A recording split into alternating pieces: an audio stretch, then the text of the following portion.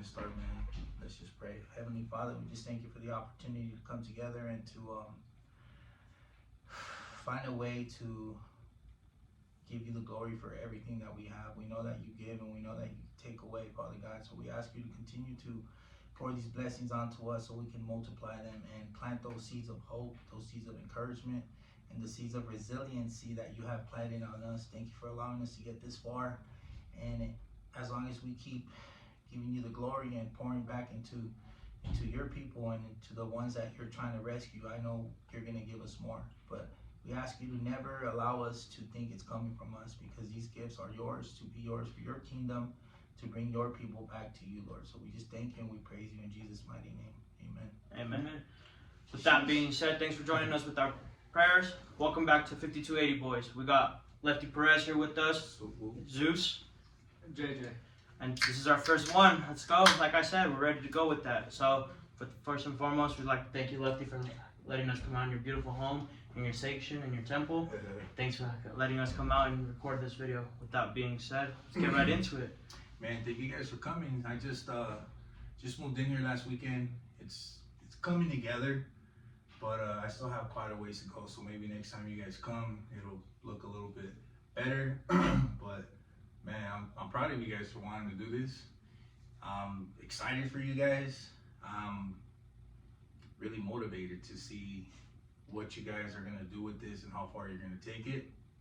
And honestly, I'm humbled to be a part of it. So God bless you guys, and man, just wherever your heart begins to want to navigate you with this, go. Trust your intuition, man. And always be real, be honest, be transparent, even with the ugly, because we all know life ain't peachy, man. You know, we all go through stuff. We all have a rough background. So just tell it like it is, you know, be transparent. Put your heart in it, you know? Facts. Watch people gravitate to that, man, because when it's real, you feel it, you feel me? So that's it, man. With that being said, you guys take it away.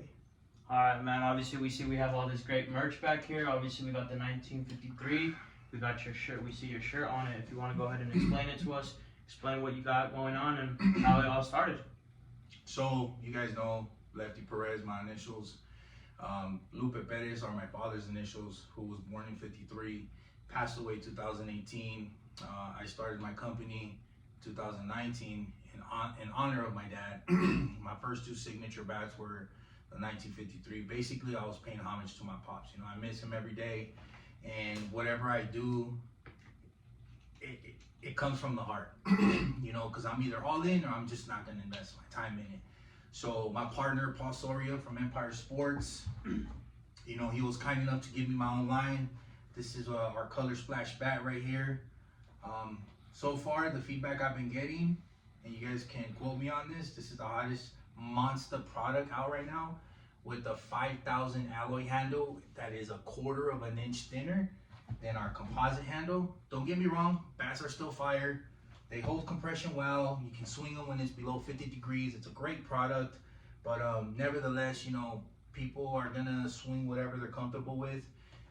With that being said, I stand behind our product, and I vouch for it because I put it through the ringer. You guys know, you know, I swing with anger, so if the bat can't hang a little bit, or if it can't hold compression, like I'm not gonna put my name behind it. And then right here, I have my 1953 Pro gloves. So Soto Gloves is my manufacturer. He was kind enough to give me my own signature line, which is another tribute to my dad, paying homage to my pops. Comes from the heart, you know. So like I said, it's very personal, you know, and because we only have one life to live, and time only moves in one direction. If I'm gonna invest my time in it, then I'm gonna put my heart into everything that I do. So everything that I have here is pretty personal, you know. Got my Empire hat, my GWA boys, my homie Brian with his Fat Boy tires, and I love skateboarding. So my little brother gave me that skateboard on the bottom as a birthday present. I'm not gonna scratch it up because it means a lot to me. So I bought myself the white one to skate, but now that they're up there together, I don't know if I want to touch it. So, I like it. and then I got some signature bats up here. Some of my friends from softball that we actually have a great friendship outside of softball. I just don't speak on it. They sent me some signature bats. So I got Ryan Dacko, I got Jared Hunt, Kyle Hovorka, Steele Lewis from Canada, and this is one of our ASA Empire Monster bats. So I got more bats here, but you know, we'll talk about those some other day. For sure, for sure. I like it, I like it. I just got a quick question to go back on. Don't mean to get too deep, too fast, but you're talking about your pops, right? Yeah. So you started this company kind of like for him, right? Like, you know, there's a deep meaning behind why you started everything, but how did you get through the rough phase of losing him? Because I know it would be horrendous to lose a family member, awful, you know, but like, what steps did you take to say like, I'm gonna grind through this and become a better man from it? Because you did, and it clearly shows that you became a great man that everybody looks up to. Well, I'm gonna keep it 100, man. I'm the black sheep of the family. I got a little brother and I got 3 sisters. They're all good kids, you know. College educated, have good careers, have a clean record. I just chose a different path, and my dad was the one that would always encourage me, like, hey, you know, you're kind of dumb, you're a knucklehead, but you're a hard worker, son, and this is just a season, it'll pass. Like, you'll get through this era of being a rebel, a knucklehead, and then shit will just ease up for you, you know, but keep working hard. And when I lost my dad, I was already walking with the Lord. I got saved 2012, right? Became a Christian, surrendered my life to the Lord, which a lot of people think like, oh man, you know, your life changes. Well, your heart changes, your mind changes from the inside, right? So I received Christ 2012. 2016, I already had 2.5 years sober. I had so much joy, I had so much peace in my life. You know, I was married at the time. I was a good husband to my ex-wife. I was a good dad to my daughter. And my dad, I come to his house 2016, and he looks at me and he's like, hey son, he's like, what happened to you? What do you mean, Pops?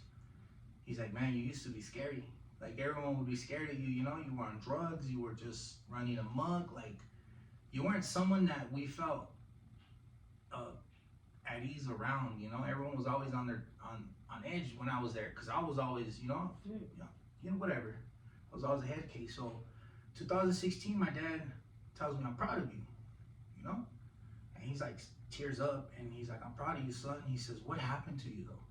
He's like, how did you go from this big, scary, angry guy to this sober, I can't stop smiling, God bless you. You know, he's like, son, you look like you're at peace, man. And I was like, Dad, all I can say is I let Jesus into my heart, and he took all the anger, all the resentment, all the bitterness, and he gave me love. I was like, I don't know how to explain it anymore, but that's all I got. Like, it's Jesus, Dad. And then he looks at me and he's, you know, tearing up. He's like, well, I want your Jesus. Just don't tell your mom. Because, you know, our family's Catholic. Mm-hmm. So when I got saved and became a Christian, my family was like, you betrayed us. Like, right here, we're Catholics. We're not Christians. You know, that was what they said, but, you know, it's something different. So then we went to my dad's bedroom, and I led him into a prayer to receive Christ. So 2016, my dad got saved, and the Bible says that if you receive Jesus as your Lord and Savior, you will not perish, you will have everlasting life. The Bible says that to be absent of the body, when you take your last breath here, you take your first breath with him. So we are promised an eternal life in the presence of the Lord, right? So a year before my dad died, I started having dreams that he was gonna die, which is fucking weird. Yeah. Because my dad was my best friend, bro. Like, my dad was everything to me, man. Because when I was successful, when I was making money, it was my turn to make him my son and to spoil him. You know what I'm saying? Like, I was giving back to the only man that believed in me, right? So for a year, like, I kept having dreams that I was gonna lose my dad. And one morning I woke up and I said, all right, Lord, if you're gonna take my dad, make it quick, you know? So December 2017, my dad fell at work and he grazed his head. So they took him to the hospital and they scanned his head and he had 2 spots. So they're like, your dad has tumors. He has a tumor up here and he has a tumor back here. Well, we come home and he starts having seizures. It's kind of weird, you know, take him back to the ER. The tumors are growing. So then they start telling us like we need to schedule an emergency surgery now because those tumors are growing. So as the tumors, or what they thought were tumors, were like pinching nerves and different parts of his brain, his body would react. So he would just have seizures. So the one that he had behind his right ear kept growing. The one that he had on top of his head was so deep that they were like, we can't remove it without messing something else up, right? So he has this procedure in January. So they came in here and they cut his head and they removed it. He had a parasite, bro. It looked like a shrimp. The parasite was eating his brain. So Crazy. and it was growing, right? So we go to the hospital and my mom tells me what happens, and I told my mom, I said, we're gonna lose my dad. She's like, I know, mijo. Like, it's not looking good. And I was like, well, I'm okay with it because I know that he knows that I love him. I showed him that I love him. Told him dude, I used to grab my pops, bro, by his face. And my dad was only 5'7", homie. My dad was a little dude. I used to grab him by his face and tell him, I love you, pops. Kiss him in the forehead, kiss him on the cheek. Because he was never shown affection growing up. And he would apologize to me like, son, I'm sorry I don't tell you I love you. I just don't know how. Right? Yeah. So I lose him February 16, 2018. My dad dies.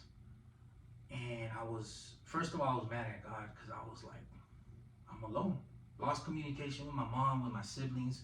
Literally, bro. Like, I lost my dad, I lost my entire family. So my ex-wife and I, we ended up splitting up because I literally lost everything 2018. My daughter, my wife, my mom, my brother, my 3 sisters. I get fired from 3 jobs 2018, bro. So I threw in the towel, man. I was like, I'm not gonna sit here and tell you guys like, oh, I was strong. Like, fuck that, dude. I fell apart, bro. I tried to kill myself, man. I cashed out my 401k. I had like 20 grand. I bought a bunch of dope, bunch of whiskey. And for like a week, man, I just went hard.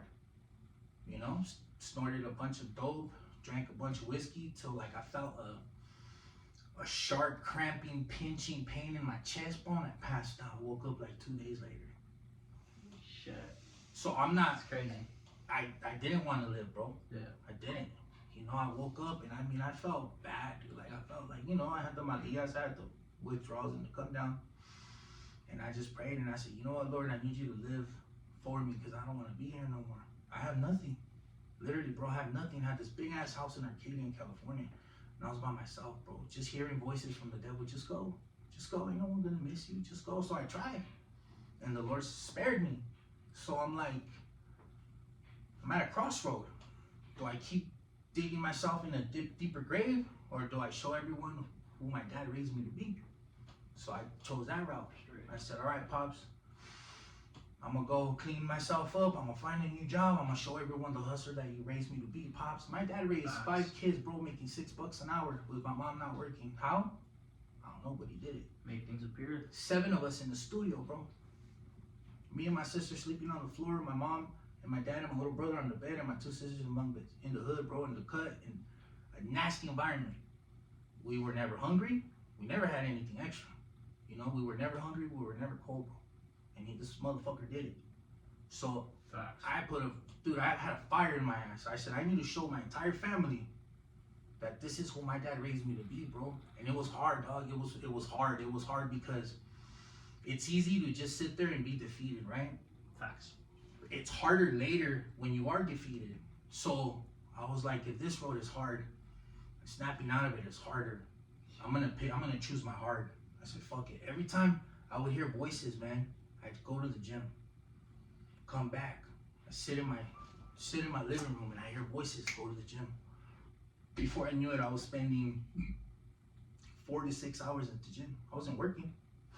So like literally, bro, like I go to the gym, I listen to my Bible app. I would hear the scriptures, and it was like God was telling me, like, I got you. You do your part, work hard, be honest, show some integrity, show up every day. I'll take care of the rest. I went from making 6 figures in 2018, bro, to losing my wife, my daughter, my mom, my family, 3 jobs. My first job paid me $13 an hour, G. $300. My car payment was $350. and then I had a truck payment, and then I had a mortgage, and then I had a motorcycle payment. You feel me? So I never did any dirt. I put my faith in God, bro. I went out there, started walking the pavement and putting my resume in all these towing companies, and before you know it, bro, in 3.5 years, I'm making 6 figures again. You know? And I was literally, bro, it was like, I had to be my own cheerleader. I had to challenge God's word and say, you say you will never leave me or forsake me, then show me. But I had to do my part. You know, every time I would struggle with my mental health, I had a choice. I can either entertain the thoughts, or I could say, fuck you, I'm gonna go to the gym and I'm not coming home until my mind is clear. And that's what I did, bro. So you use the gym, lacing gloves. No one knows about that, but yeah, he laces gloves as well, relaces them, fixes them up. If they're tear, go ahead and hit my boy up. I'll put all that down in the description. But so going back to that, you use the gym, relacing gloves, hearing the scripture to get out of your head. Bro, like, I love pain. Okay. You know, you could tell I have tattoos all over my body, dog. Like, in some of my darkest moments, bro, like, I've hurt myself. You know, I'm not talking about cutting myself, bro. I'm talking about, like, burning myself. I'm talking about, like inflicting some pain, right? So I was like, man, but you're an idiot, Left. You're hurting yourself by hurting yourself. How about you cause pain? How about you cause yourself some pain at the gym by training fucking hard?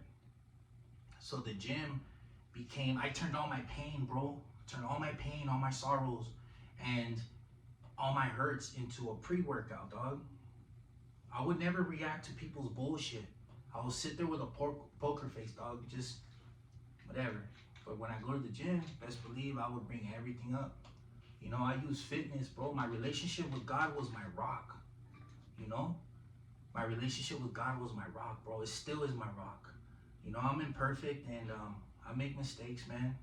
But God has never left me, bro. And as long as I put in the work and I use my pain, redirect that energy into something like productive, I'll be fine. You feel me? Yeah. So what helped me with my mental health was 1, my relationship with God. 2, staying physically active, going to the gym, bro. You know? Like that's literally it, bro. And then like my godfather was there, you know. I didn't talk to my mom for years, bro. I just reconnected with my brother and I still haven't talked to my sisters, you know. That pain of not having my family and not having my dad used to drive me to my addiction. That was my excuse. And no one gives a fuck about me. I'm a fuck up. I'm an animal. I'm still the same piece of shit, right? That shit kept me hooked in my addiction, bro, for 20 years, man. Yeah, and it's like, people don't understand, man, that like drug addicts, people that use, we're suppressing something that we are hanging on to in our core, unresolved trauma.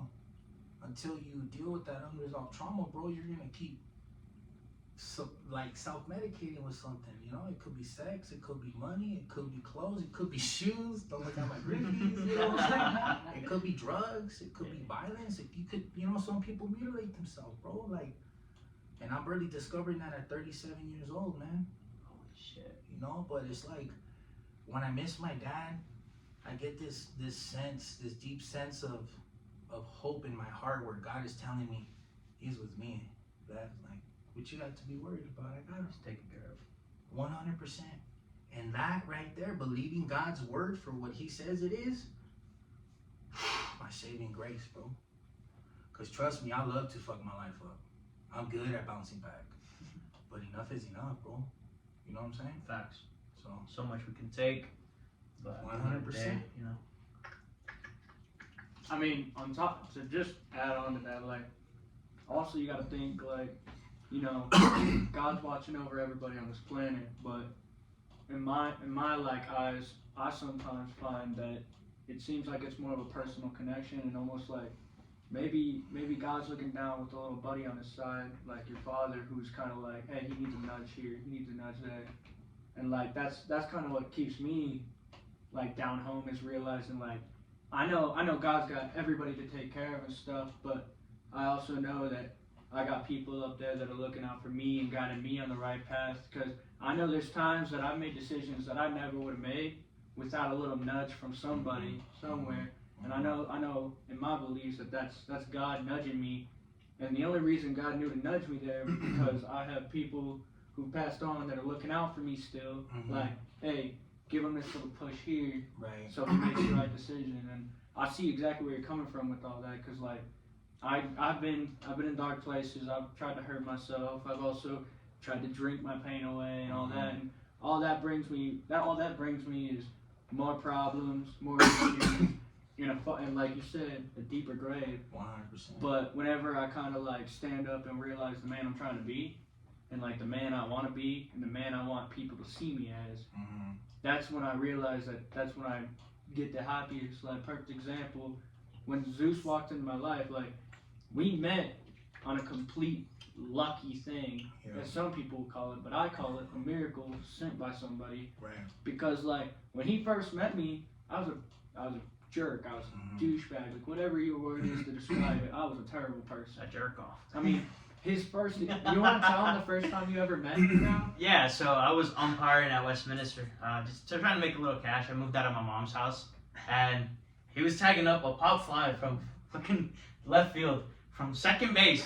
It's a league, right? So people go out there, have their beer in their hand, just catch up. This motherfucker thought it was a Game 7 World Series. Tagged from second all the way to home, head first slide, and I was like, bro, you're good. The ball's barely at shortstop. Head first slide.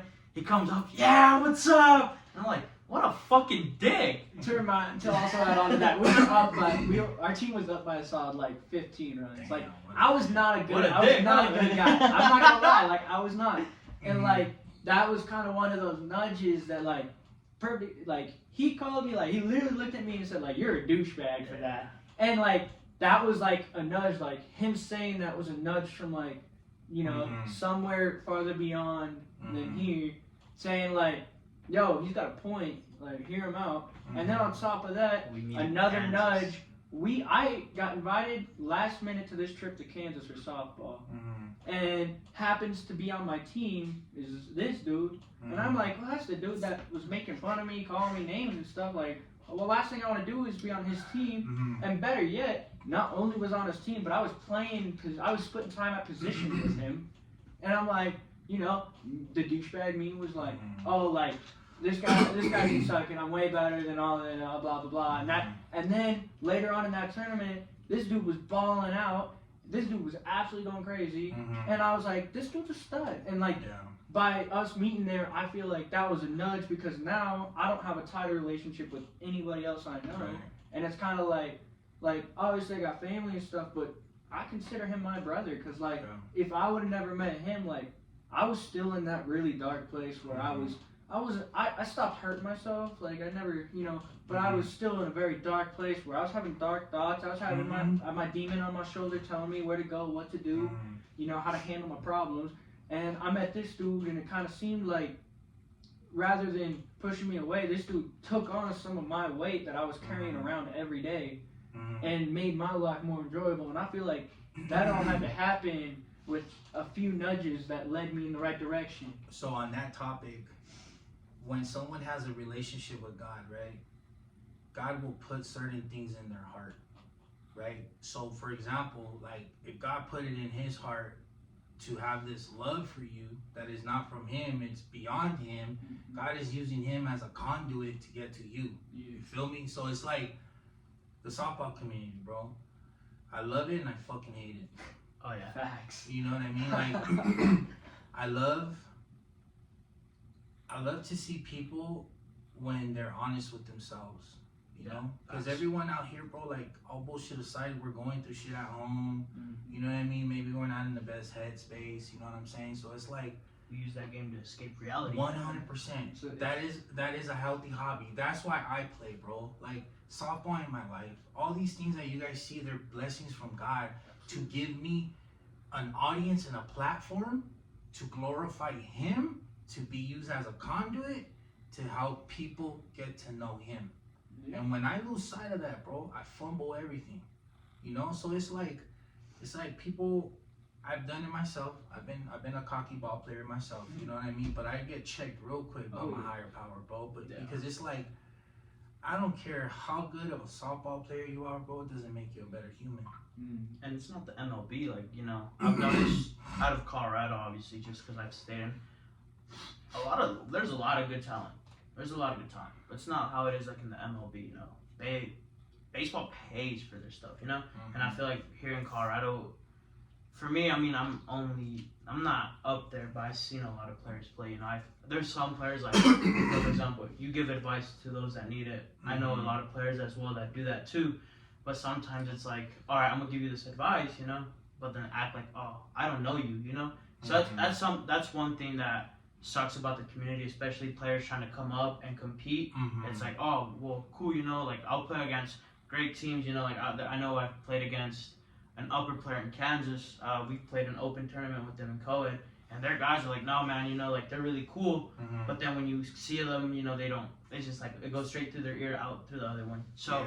That's one thing about the softball community that kind of sucks, you know, and wish that, you know, like, you know what, at the end of the day, it's a rank, you know. Some people get opportunities to travel and play, and some don't because it's life, you know. Right. Perfect example, like for me, like growing up, playing baseball, I started playing baseball in high school, my freshman year. Never played any leagues or anything. Now I got the opportunity to coach a great, you know, Slammers baseball team, coaching 12U. So, you know, for me, it's like coaching kids is trying to get them into the life, like, you know what?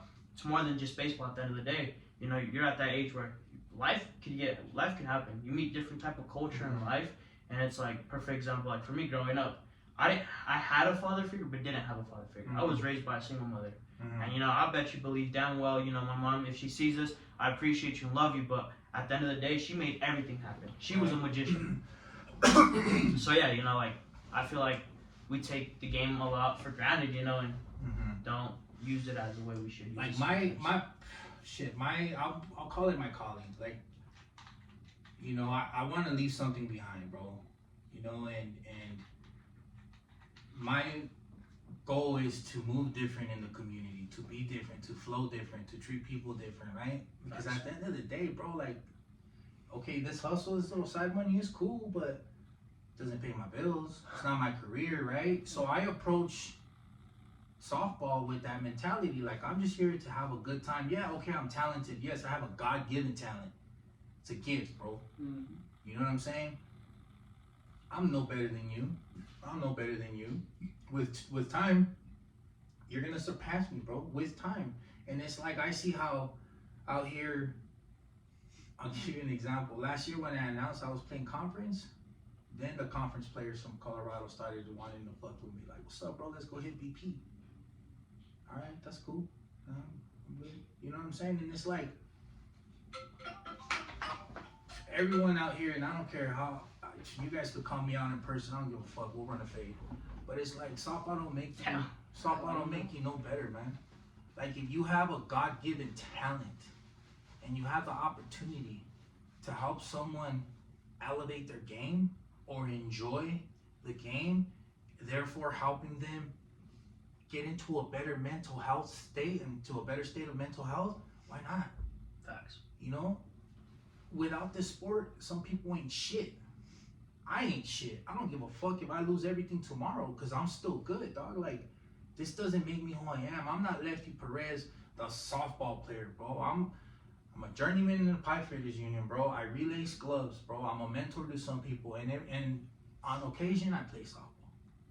You know, but because I approach this sport with that mentality, bro, I'm going to Canada in 2 months to swing for Monster, bro. I'm going to Florida next month. I'm going to Texas. Like, you got things planned out. Shit blows my mind. I can't talk about it, but I have 2 signature bats, dog. Like, you know what I'm saying? I have a possible third one coming out, bro. Like, I'm not a major player, but my God is major.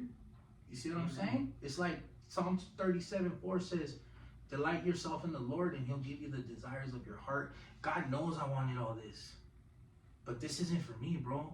If I can minister to you, if I can minister to you, and then maybe help you out of a dark place, maybe help you get to where you want to go in the name of Christ, bro. Somewhere down the future, you're going to help someone else. Somewhere down the future, they're going to help someone else, bro. You're planting the seed. That's right. You see what I'm saying? Yeah. And then when I leave, my prayer is that I encourage someone that continues what I started. You know, like all these nice things. I've given away so many things this year, bro, that I got checked by my business partner.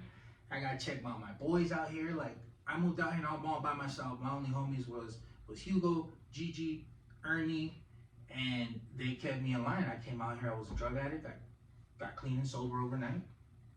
And it's like, they keep me humble, bro, but sometimes I'm too generous, dog. I give away too much shit, you know what I mean?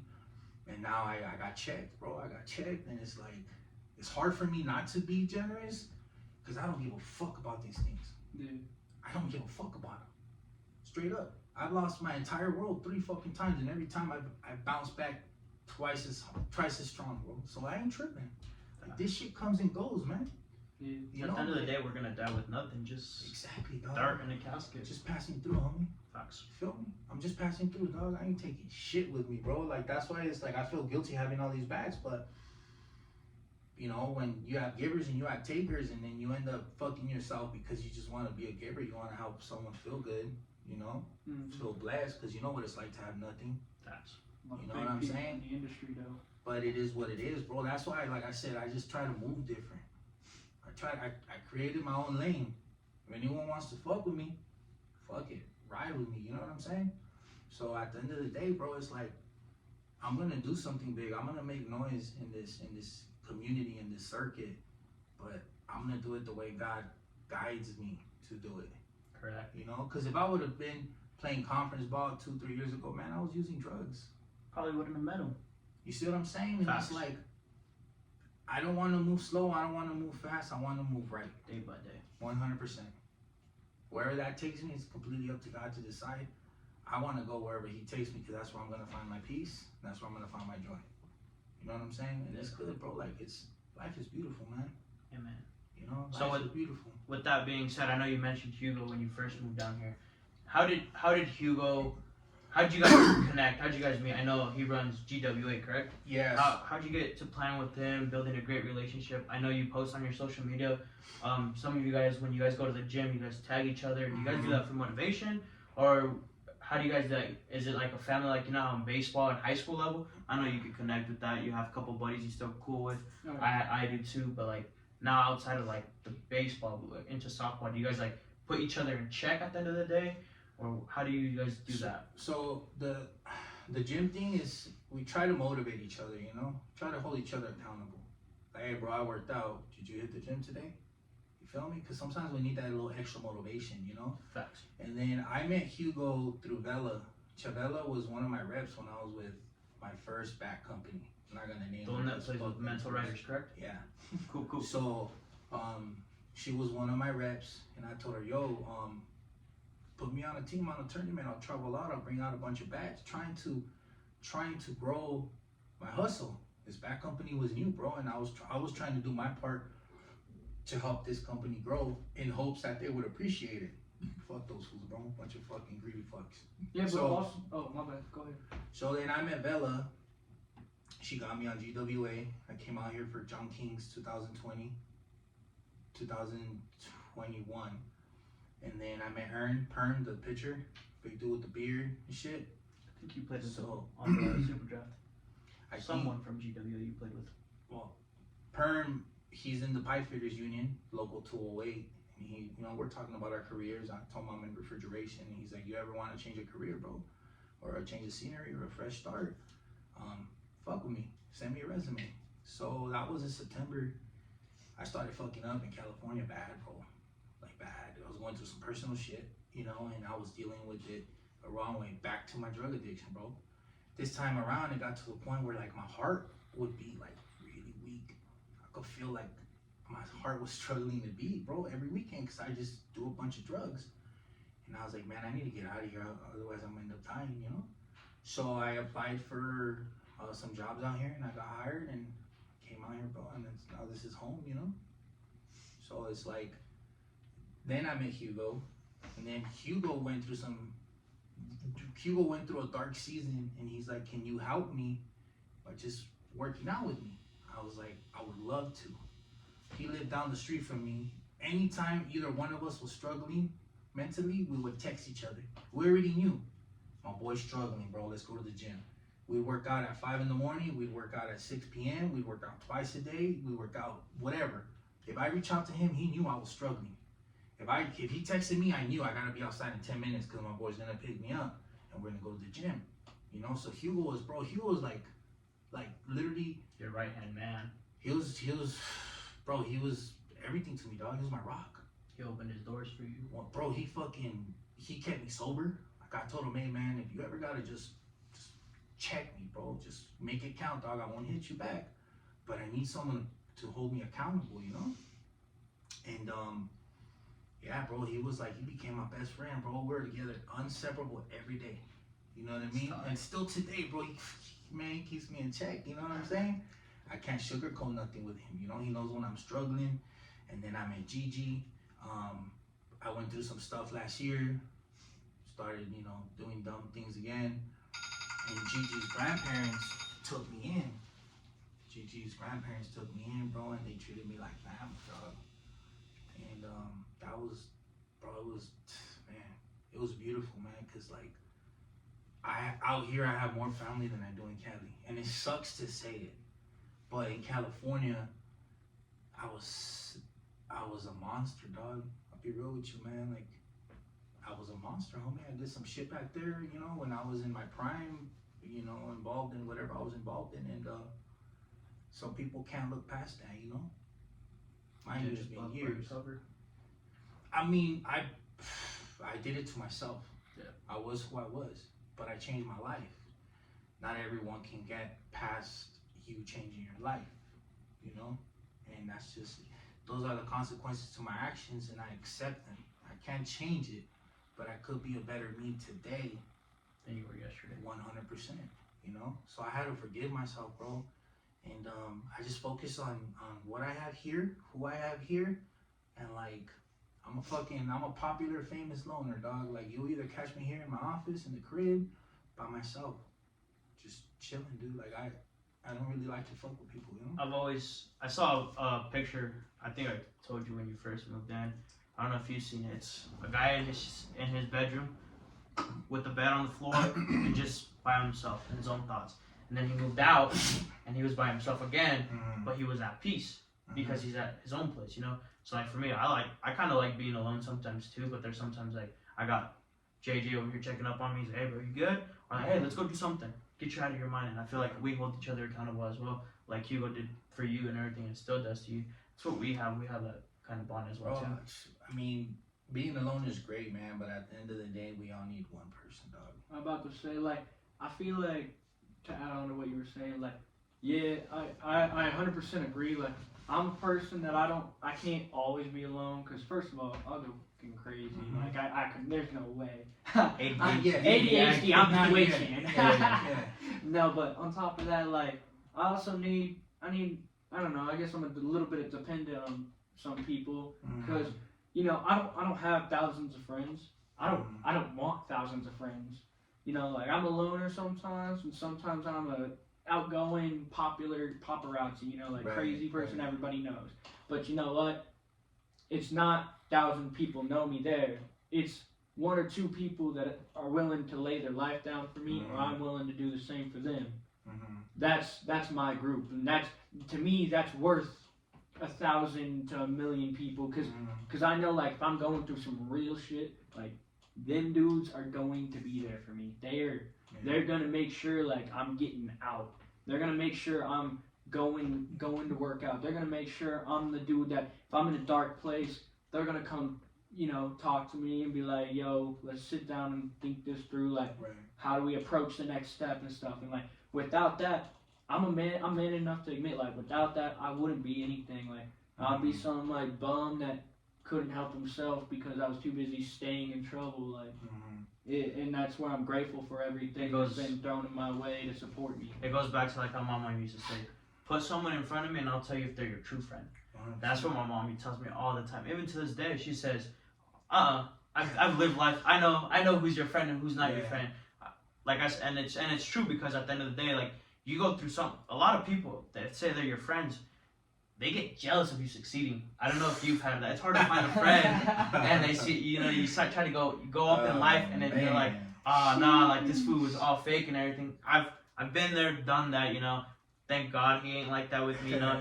He puts me in my place too, like, bro, quit being a fucking, your head's getting too big, you know. Or my mom, she'll tell me too, yo, you don't treat your sisters right, or your lady, you'll deal with me. And I love my mom, and you know, my mom will fuck me up, even though she's older than me. She'll fuck me up no matter what. Yeah, that's moms, bro. And it's crazy though, because of my background and like my past trauma and whatnot. Like I was never able to be alone, bro. Never, dude. Like I always had to have someone with me, you know. And a lot of times it was a female, you know. Like I liked the companion, and it wasn't even like on a sexual tip. It was just like, I just want you here, you know. Just kick it with me, you know what I'm saying? I don't want to be alone. And I got to this point where, like, I started using females just to help me not feel lonely, dog. Yeah. And then that shit started eating me up, you know what I mean? And it's like, because of the things I've been through and the way I was, my brain was fucking reprogrammed as a kid to be a soldier. It's like I've struggled with love, with accepting love, right? So I could have the perfect woman offering me all this love and companionship, and I'm not able to accept it, or I don't even care for it. It goes back to like how I tell a lot of people, if you're not ready to love, if you can't love yourself, you damn well cannot love someone 100%. else. So it goes back to loving yourself. Like at the end of the day, you know, it's harder now in this new generation loving yourself because man, people are just dirty. You know, they'll find a way to ruin a happy person in a good way. Bro, check this out. I heard this quote online the other day, man, and it said, people can't enjoy their meal because they're too busy watching other people eat. You feel me? And it's like you guys' generation is a lot harder, bro, because you see what other people post, and people always post good shit. You compare your life to other people's highlight reels, and you're just like, you get depressed, dog. You feel me? And it's like that's what I was telling you earlier. Fuck social media, bro. I don't like it. I'm gonna have someone run my shit because I want nothing to do with it, dog. Here's the thing, bro. The second you start focusing on things outside of your house, no matter how perfect your household is, you'll never be able to love it, dog, because you're too focused on other things around you. Feel me? Like when I was married, bro, the more I would focus on my household, the happier I was. I didn't care how bad this chick was. I didn't care how much money the homie was making, because I was so locked into my household, bro. But the second I focused around me and on the things that aren't mine, I would found myself to be miserable, you know? So it's like now, like I'm not on Instagram right now. I'm focusing on my mental health, bro. I'm focusing on my sobriety, right? Because I have a lot of shit inside of me, dog, that I still have to heal through, right? Put first. And I've made the mistake of using companionships to help me heal, and then the other person always gets hurt. You feel me? And it's like I'm at a point now where it's like I'm so in love with being by myself, dog. Tired of hurting everyone else. But And bro, I gotta live with that shit, dog. Yeah. You feel me? It's not their fault they try to love me. It's not their fault I wasn't willing to accept the love that was offered to me. So it's like not healed from the bro, past trauma. I'm so detached from my emotions on me that it's like, flip the switch, fuck it, they're gone. I don't give a fuck. Keep going, right? And I mean that's what my environment turned me into, bro. And I became that because it was out of survival. I was on survival mode, you know. But then I leave, you know, my neighborhood, Boyle Heights, and it ain't like that no more, dog. You know, I come out here, bro, and it's like I could sit in silence, bro. And for the first time in my life, to me, like my TV's rarely on, homie. I'll sit in silence, dog, and I'm just like, Lord, thank you, fucking thank you. Like 7 overdoses, bro, a brain aneurysm, 2 heart attacks. I've been stabbed, like, you know, shot at and shit, and I'm still here, bro. Not only here, but I have a sound mind, I have peace in my heart, and I have a clear head, bro. Like, yeah, I'm about to say, I kind of feel like the reason you leave that TV off and like you like the silence so much is because for the first time in your life, like, you don't got any other voices in your head. You don't got any other, you know, not I won't say desires, but like bad desires in your heart or anything. Like for once you're at a point in your life where, and obviously I don't know your life. I'm not saying I do, but I feel like you're at a point in your life, from my understanding of what you said, that you can sit in peace and enjoy what you got rather than sitting quiet and have all these negative things happen. And I've been there before, and that's why I kind of feel like I understand where you're coming from. That's like, why. Go ahead. It's like Mike Tyson when he said he was in prison, and he said it was the best time of his life. I don't know if y'all heard that. He was in prison.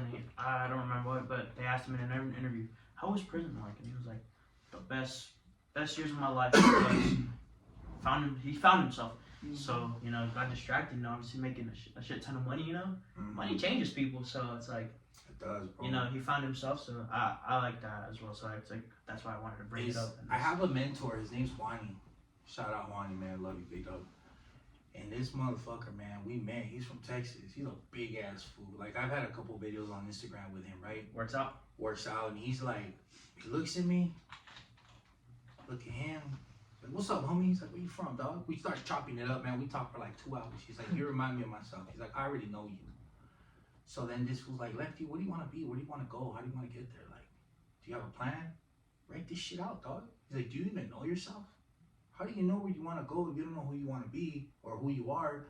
How do you know how you're going to get there if you don't even know where you're going because you don't even know who you are, right? So like this fool put it in perspective to me, and because he broke it down to me in a way that I was able to formulate it in my brain, I am where I am today, bro. Like I want to be sober. Right? I'm tired of being a drug addict, bro. I'm fucking tired of it. That's why I'm admitting it. And it sucks because I was being hard on the sober ball community, on the clean and sober circuit. But the reality of it is I went to California to handle some business, and I had gotten high the day before I showed up. But I went because I needed help with my sobriety. I on my way from point A to point B, like handle some business, whatever, bro. Like, you know what I mean? It just like did what I had to do. I used, instantly regretted it, and I got to go play sober ball with the homies, but I asked for help. I don't want to be this no more, man. Like I'm tired of it, dog. So that was my sober date.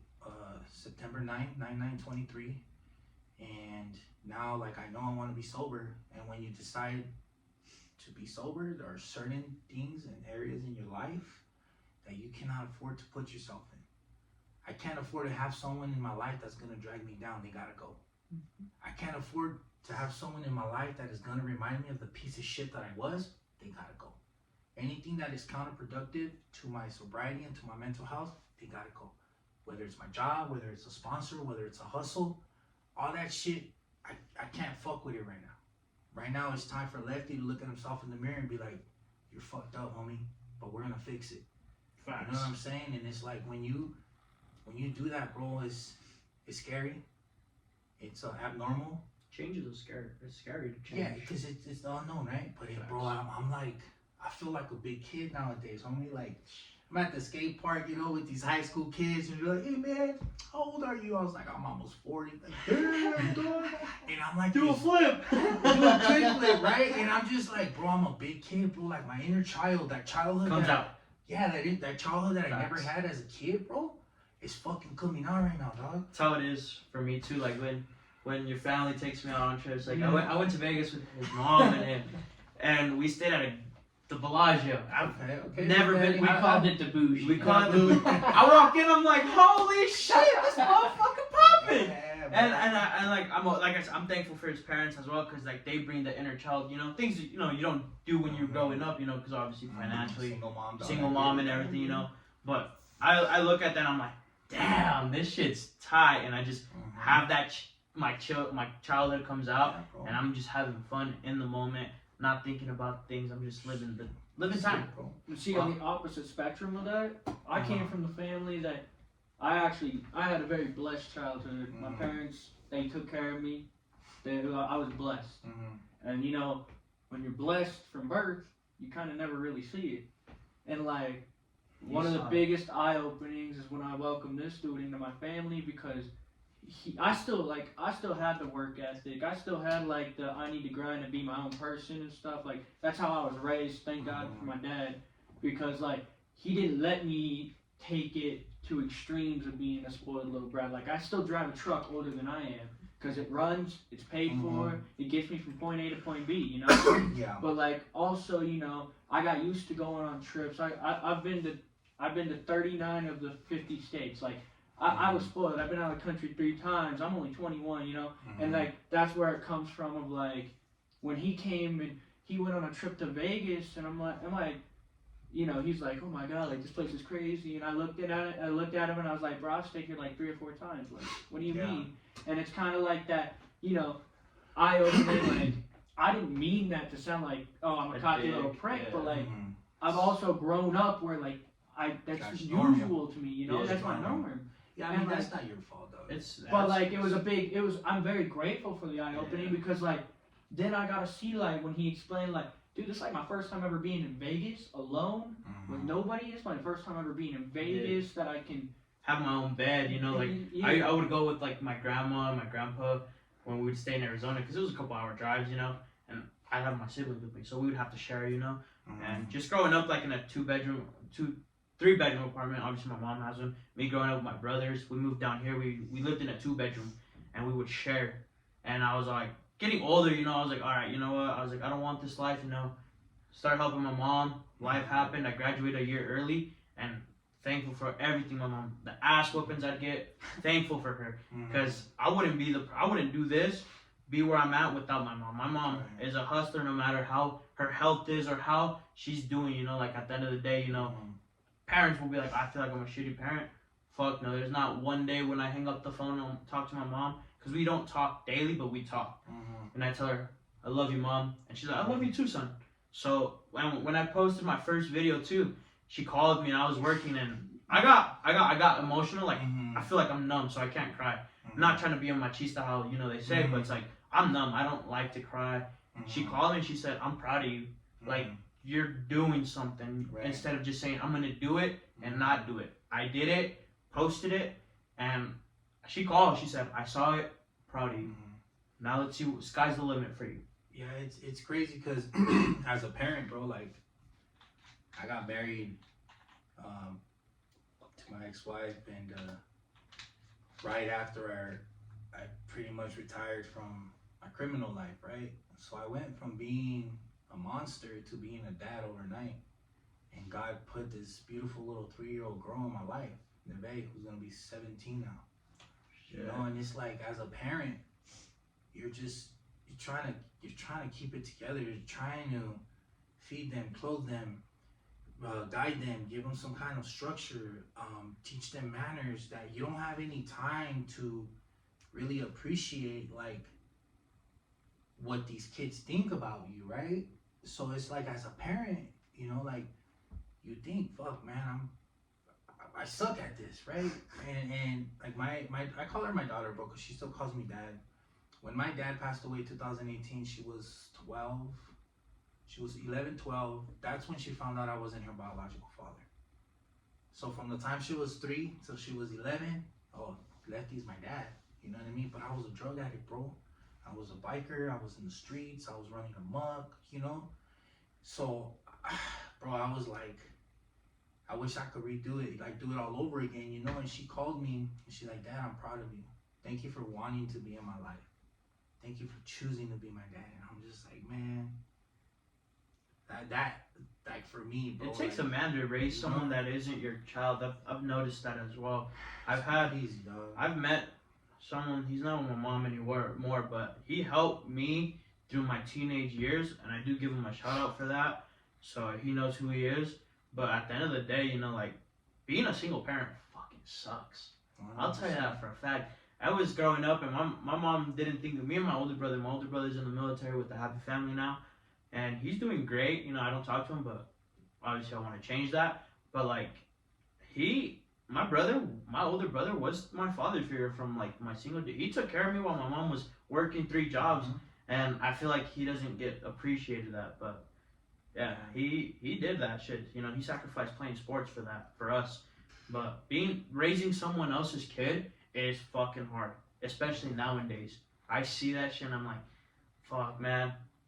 Yeah. Like, there's times where I wish sometimes I wish I knew who my dad is, but I was like, you know what? Fuck no, I'm not a coach, you know? I'm not gonna be put on, or I'm not gonna get reached out to whenever he's ready. Fuck no, you know? It's like, for me, my mom, she held it down, she played both roles, and my brother, and I'm thankful for that. That's one thing I'm thankful for.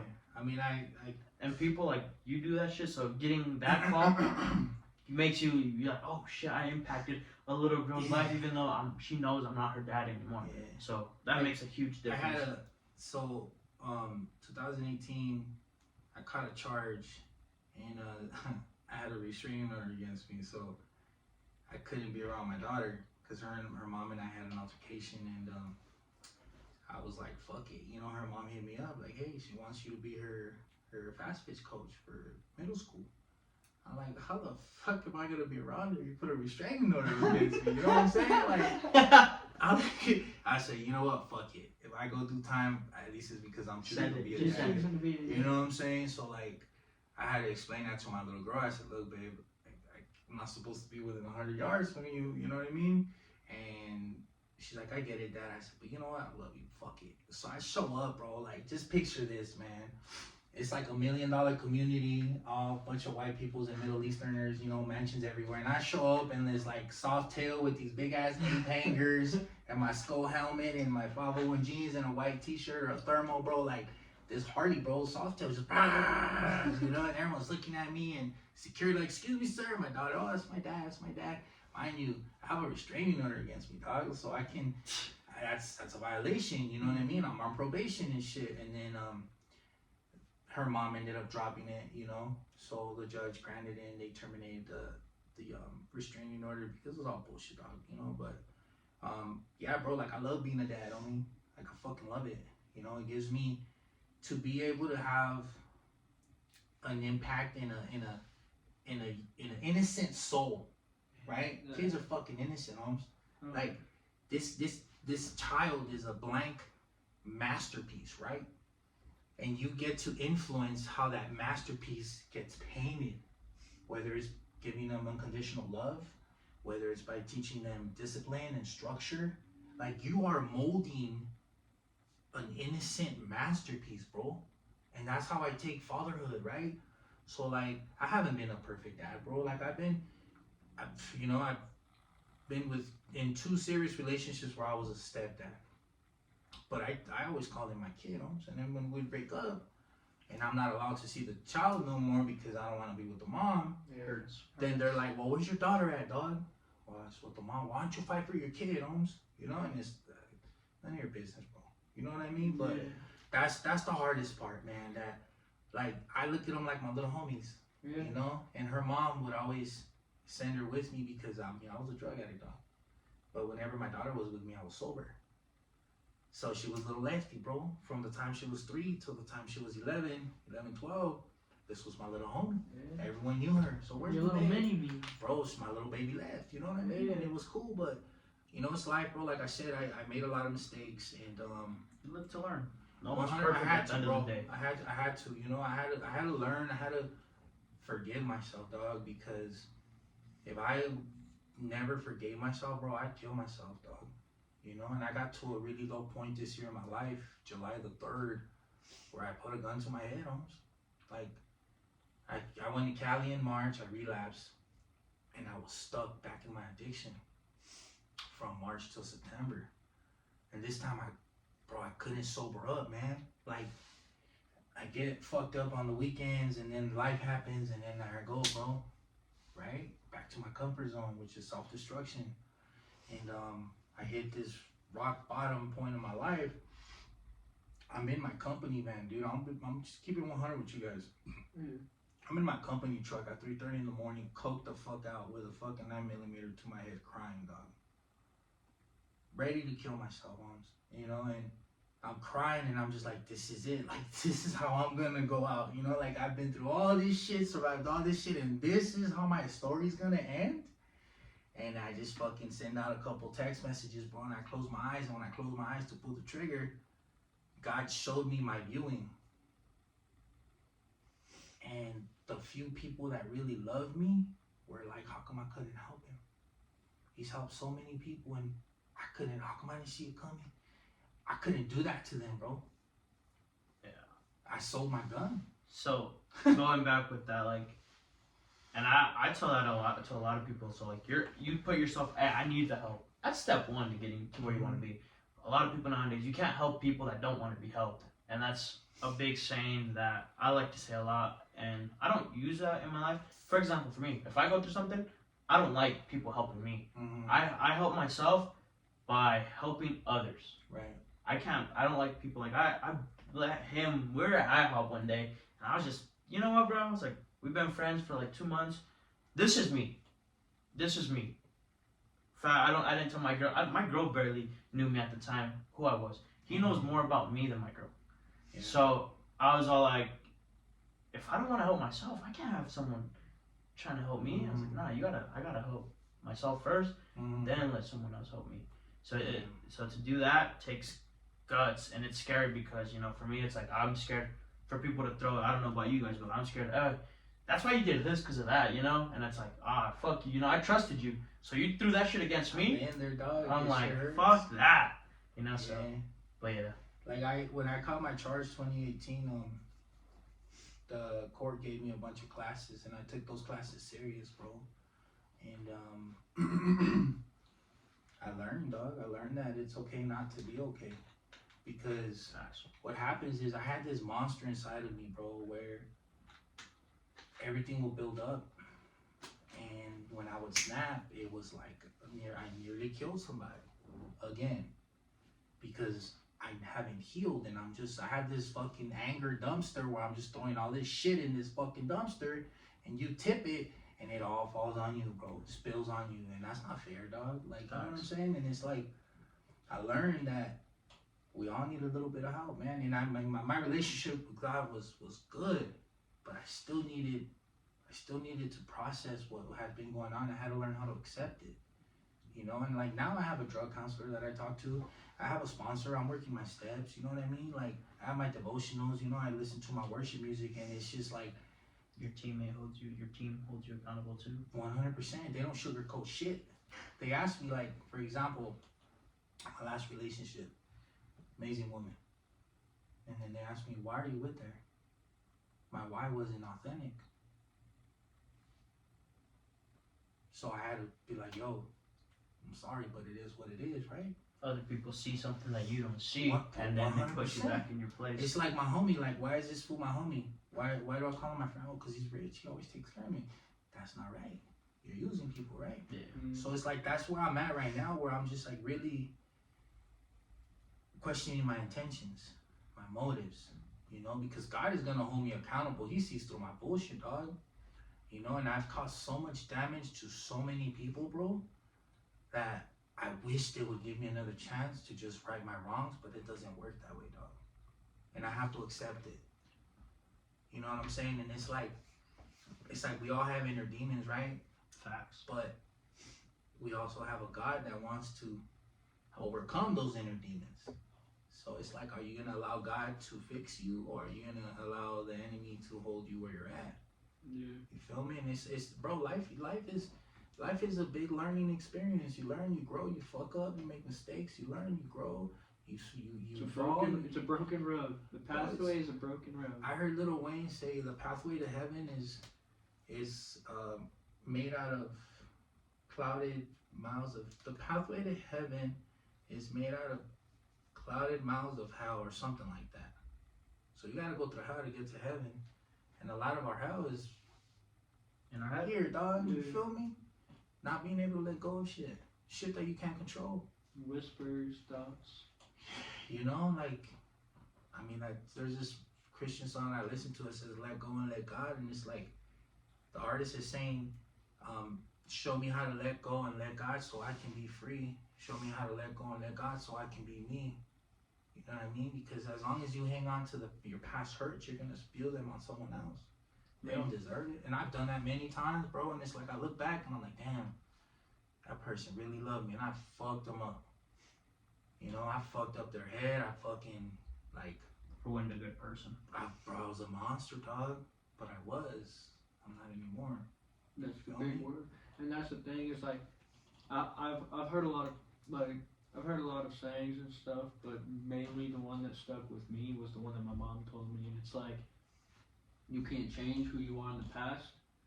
You can't change it, so don't dread on it. Mm-hmm. But to move forward as a better person, you still have to recognize that that happened. Mm-hmm. Like, I can't go back and change what I've done in my past. I've been that monster too. Not to your, Mhm. like, I'm not comparing myself to you, but I've had my own monster inside me, and I can't go back and change that. But me now, looking forward as my future man and what I want to be, and the man I want to like be to change other people's lives, including Mhm. mine. I can't live in that time frame that I hurt those people or Mhm. anything. But you dang well better believe that every single day I wake up, I think about those days I was a monster, Mm-hmm. because I needed to make sure that I was, like, I was that monster, and I can't do that or repeat that. I got to keep that in my head as like, that was the old me. I can't change it, but I can grow from it. I can learn from that bad experience, that bad memory. So, going into the next question that I have, y'all kind of walked into it. This year, 2023 is almost over. Mm-hmm. From the beginning of the year to now, what have y'all learned? What? Damn, bro. We'll go for you, Left. Fuck. What have I learned? I learned that I need to be able to accept who I truly am now, today, because I have a tendency to hang on to my old mindset. Like I'm cutthroat, dog. I'm very blunt. I'm very like black and white, and I've learned that, I have to be more compassionate to myself, because what I'm really doing is I'm projecting my inner struggles, my pain. You know what I'm saying? So I gotta learn how to be a little bit more kind to myself. Like, it's crazy. I'll show people grace and mercy, but myself, fuck no, dude. Like, I hold myself to such a high standard that it's unrealistic. I've also learned some painful lessons that, like you said, you can't help someone that doesn't want to help themselves, because it's not our job to change them. It's our job to give them the tools when they're ready to change. It all starts with them. 100%. Just like us, man. You know what I'm saying? Like, if I can have all these great people around me that want to help me, but if I'm not ready to heal, if I'm not ready to trust the process and go through it, it's gonna fall on deaf ears. You know what I mean? And I've also learned not to be too generous, man. I just gotta stop giving shit away. You know what I mean? So I'm gonna be having a lot of bats in this fucking office pretty soon. So y'all better start buying shit. Christmas is almost over. Tax season's coming up. If y'all need new gear, you know where to go. For me, what I learned this year was it's okay to look back. I have a problem where I'm so hard on myself that I'm like going back to like that social media. Oh man, this guy has a truck. I forget to look back at what I have done for myself. How old are you? 21.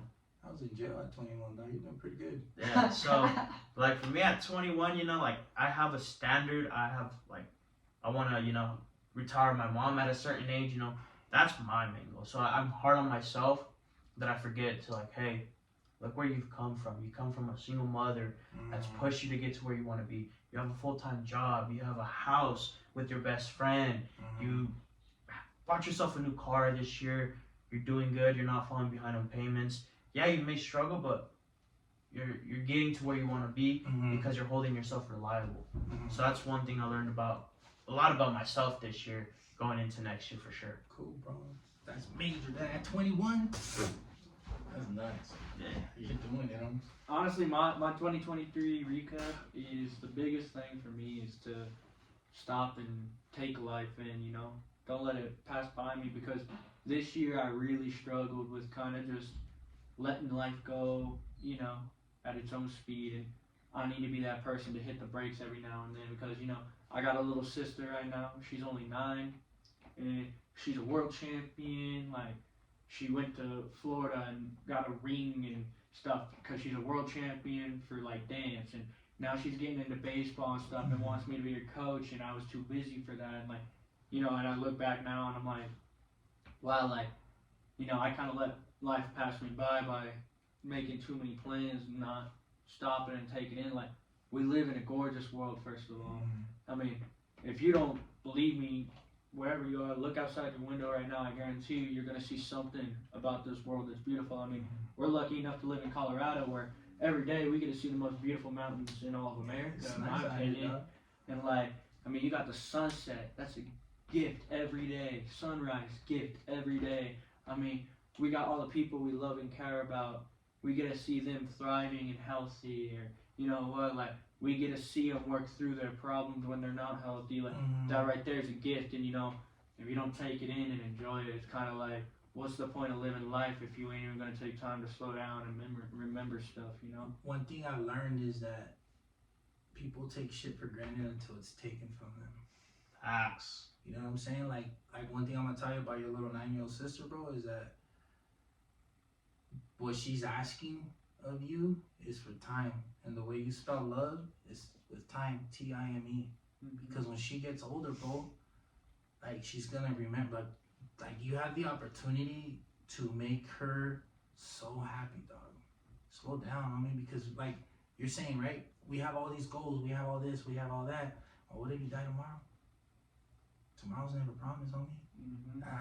When I talk to my homies, bro, like I got some of my boys, some of my biker brothers from Cali. I love you, dog. Love you too, I said. You know, big old gangster, fucking, you know, homie looking dude, and I love you too, homes. And then it's like, cause if I don't talk to him again, They know that you love them. they know I love them, bro, and they ain't gotta be crying over my fucking casket like, oh fuck, man, I never told my boy I loved him. You know what I mean? And it's like, I can't change yesterday. I'm not promised tomorrow. All I have is today. You feel me? And it's like, I'm learning this because I made a lot of mistakes, bro. So when I talk to you and I feel like the Lord's like, look, minister to this young blood, you know what I mean? Like minister to this kid. It's like God gives me all this love for you kids, you know, and doesn't give it to me for everybody though. You know, but it's like you don't know how good you have it until you lose it. You know what I'm saying? Like I tore all the ligaments on my left knee. I couldn't work. I couldn't ride my bike. I couldn't play ball. Couldn't do nothing, bro. Like it would hurt. I would cry to get up off my bed to go take a piss. I had all my ligaments literally sliced, boom, done. I was in a big old brace for 9 months. You know what I mean? And it was like that was taken from me. It's life, dog. Injuries happen. So it was like it really made me appreciate how good life is, even though it can get bad. And even though life gets bad, it's like a season, bro. Good times come and good times go, you know what I mean? But because of my faith in God, I know that I'm gonna be fine. You know? And you know, you guys are young, bro. Like you guys have A lot of shit to learn.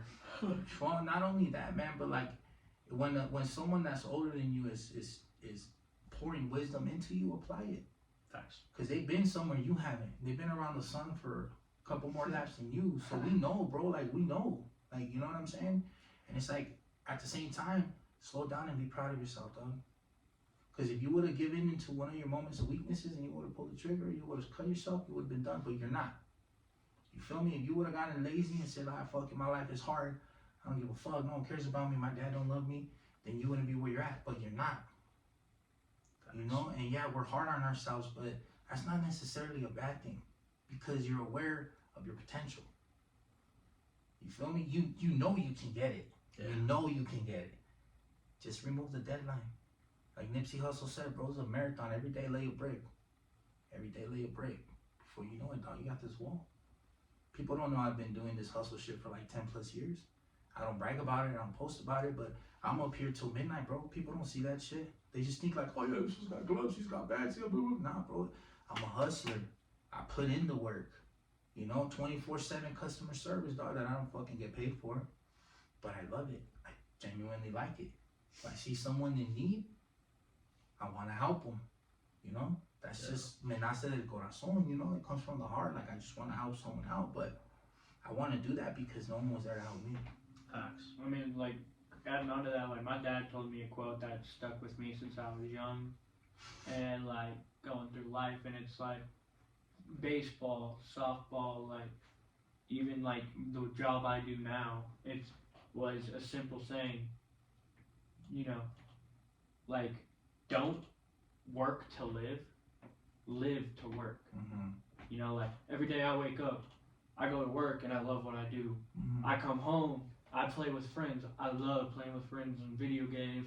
Or, you know what, I come home and I get to go play softball because I'm blessed enough that I got the ability and I have the resources to do that. And I get to spend time playing with my friends. When I was younger, I would go to school. Now here's the thing, I would have to do good in school to do good in baseball. So I love to do school because that means I get to love to play baseball. Mm-hmm. I get to love to go to school because I get to see my friends at school. I get to go play at recess with them, you know. I work hard so I can go after school to the love of my life, baseball, Mm-hmm. and I can work to, you know, like, I can work to all my goals Mm-hmm. by loving what I do. There you go. With that, I think anything else y'all want to say? Anything else you guys want to talk about? Man, I have that, like, that guy just put this in my head. It's like, picture starting a little movement where, like, the circuit or the community or, like, this group of people that come together to play softball, they know they're fucked up, they know they're struggling, they know they don't have it all together, so they're all there to support each other, and it's just like a big old support group, but you're playing softball. Yeah. You feel me? So it's like, it puts the game, it elevates the game and puts people in a better state of mind where it's like, me, I love coaching people because I want them to be better. Fucking be better, dog. Be better than me. Like I ain't shit, you know what I'm saying? But I want to see you smile when you do good. Yeah, And that makes me fucking happy, you know?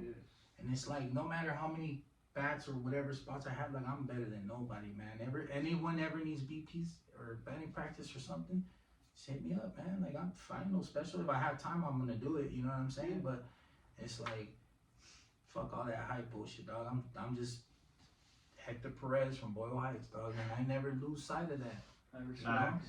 I respect that. With that, I will say one more thing. Go ahead. I will say that in softball, there were very few players that even recognized my existence, let alone changed me into the softball player I was and am now. And one of those dudes is you. Thank you. Like, you were the reason I even, like, kept giving softball a try. Like, so far in my lifetime, there's been about 4 people. I can name 2 of them right now, and the rest I'll let whoever, you know. But if they know, they know. But my biggest thing is, like, the 2 people in this room, like, you guys changed softball for me because, first of all, I'd have never gotten to tournaments if it weren't for this fool. Mm-hmm. And tournaments would change my life because that was, I could have the worst week of my life. And no matter what, that weekend, I had softball to go connect with my homie and all my other homies that were there that made me feel like, you know what, this work week or maybe this week I had a relationship that went haywire or something, but no matter what, I had them bros to lean on, and they weren't pressing me for what's wrong, how you doing. We were just playing softball, but at the end of the day, I knew that they were there for me. Yeah. They were asking me like, "Yo, you good?" And, yeah, I'm good. And we play softball like nothing happened. that's But one makes you thing. clear your mind, and like these 2 are very clear for that because like he helped me through that phase. I told him he saved my life many times, and then Mm-hmm. realistically, you helped me a lot too because when I started realizing that, you know, I started realizing like softball's a lot of drama, like it's who's better than who. You were the example set in my eyes, and like you're who I idolize, and I know he idolizes because you're the dude that we dream of becoming in softball. Because we want to get to that high gameplay, that high level where we can compete and work our butts off. But we don't want it for the money. We don't want it for the fame. We want it so we can be like you and change people's lives. We talked about this man to man about you because we idolize you because you're up there. You're up there. You know, you're a big dog. You're a big like you. If you say this dude's name Lefty, everybody in Colorado for softball knows this dude. This dude is a legend, a walking legend. We're lucky enough to get to spend time with him, and let alone he takes time out of his days to help us and guide all. And I'm not saying just us two. I'm saying all the young bloods, all the youth.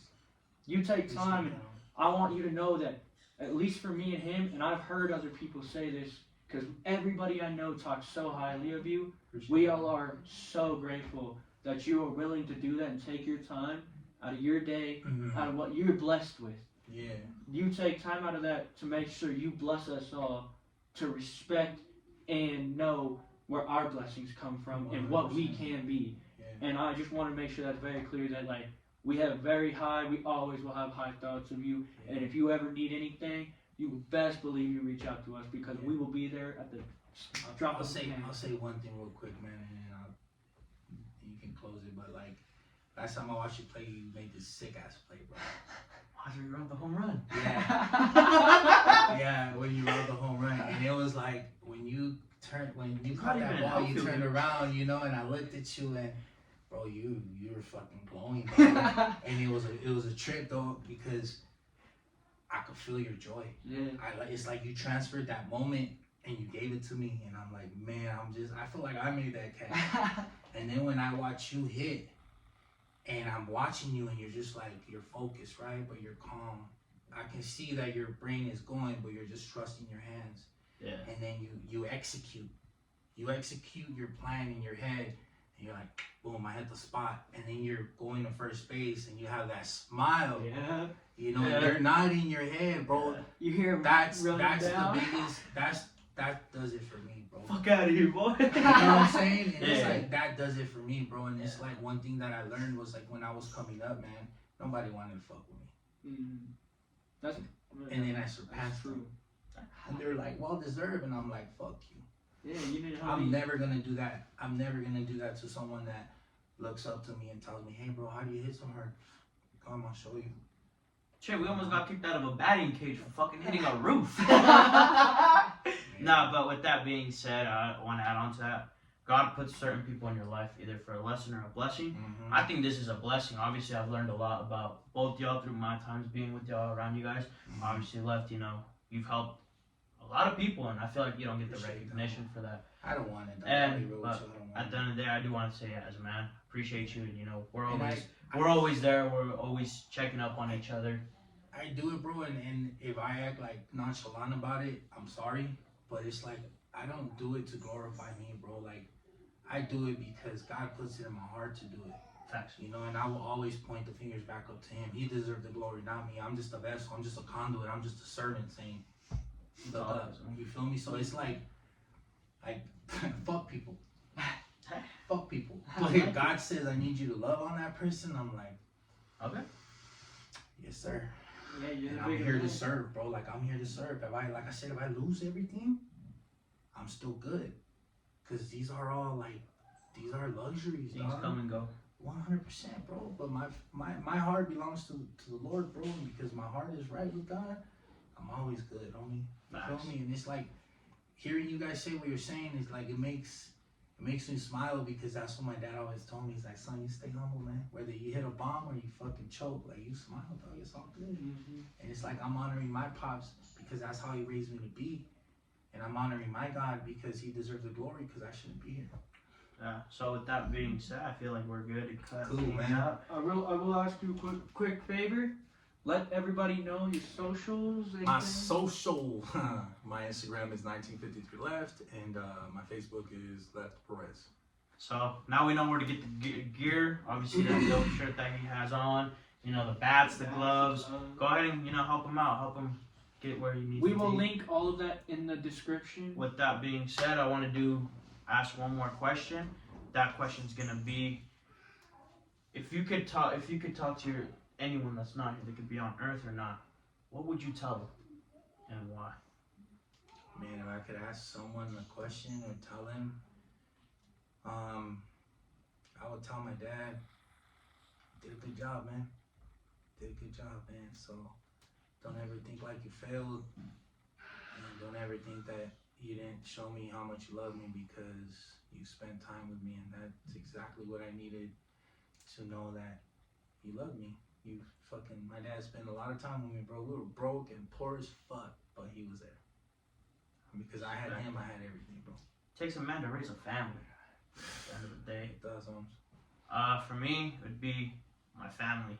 I know I'm not close with y'all, but at the end of the day, I hope y'all know I love you guys, and hope y'all could join me with this new journey of mine entering the years. So that's my thing. Yeah. And my brother as well. You know, I know you have your family, I know, but we love you guys and hope to see you guys soon as well. Mine would definitely be my mom and dad. Mine would simply be like, I would look them dead in the eyes and I'd be like, I know that, you know, you guys, I mean, realistically, my mom had me when she was 21. My dad had me when he was 20. They realistically gave up their lives to make sure I had one. And every day I wake up, I know that. And I'm amazingly grateful for it. And I'm honestly working every day my hardest to try to be the man that they want me to be, with still being the man that I am. And I know that none of that would be possible without my mom and my dad. Facts. I'm grateful for every single second that I get to spend with them, and every single second that they spend on me. You know. Yeah. Well, that's wraps it up, boys. Thank you guys so much. Hey, Les. bro. Thank you, brother. I Thank you for appreciate coming, it. bro. Yes, sir. Thank you for having us. And with that being said, don't forget to like, Good. comment, share, and subscribe, and we'll get to the next one to you guys. Peace.